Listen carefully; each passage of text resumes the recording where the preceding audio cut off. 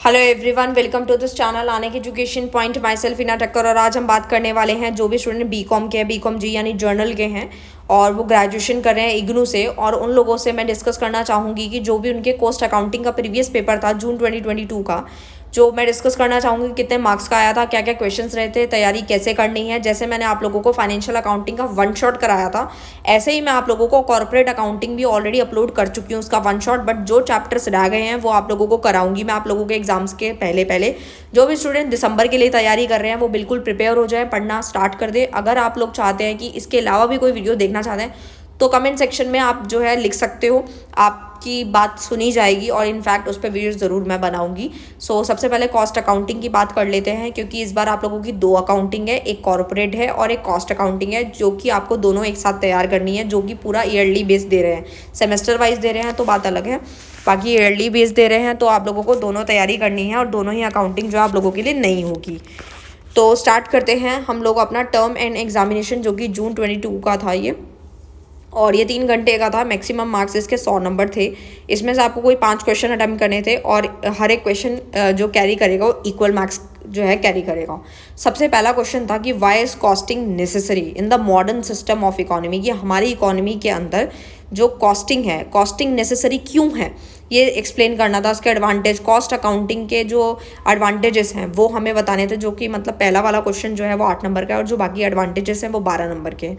तो question number 2 क्या है, what are the main characteristic, यानी फीचर्स भी इसको बोल सकते हैं हम लोग।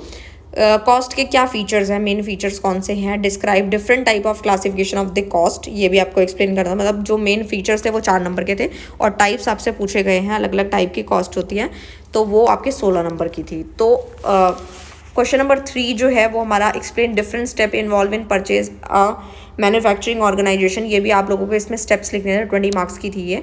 और क्वेश्चन नंबर 4 आप लोगों का यहाँ प्रैक्टिकल का है, जिसमें आपको कैलकुलेट करनी है चीज़ें, मतलब लिखा भी है minimum stock level from the following data, तो वो मैं आपको सिखाऊंगी। इंपॉर्टेंट थ्योरी सब कुछ मिलेगा इसी चैनल के ऊपर।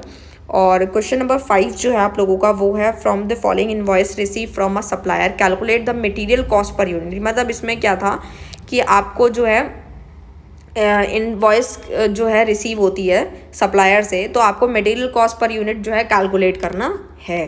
कुछ टर्म्स बताइए। क्वेश्चन नंबर 6 आपका थ्योरी का है, जिसमें आपको टाइम कीपिंग जो है is the basis of preparing labour cost, तो उसको इलेबोरेट करना है, अच्छे से डिस्कस करना है उसके मेथड टाइम कीपिंग के, तो वो भी 20 नंबर का। और 20 नंबर के लिए मैं ऑलरेडी वीडियो बना चुकी हूँ कितना वाटर लिखना होता है, बट स्टिल फिर भी आप लोगों को मैं बना दूंगी इसके ऊपर अलग से वीडियो की अकाउंट्स में कैसे लिखना है।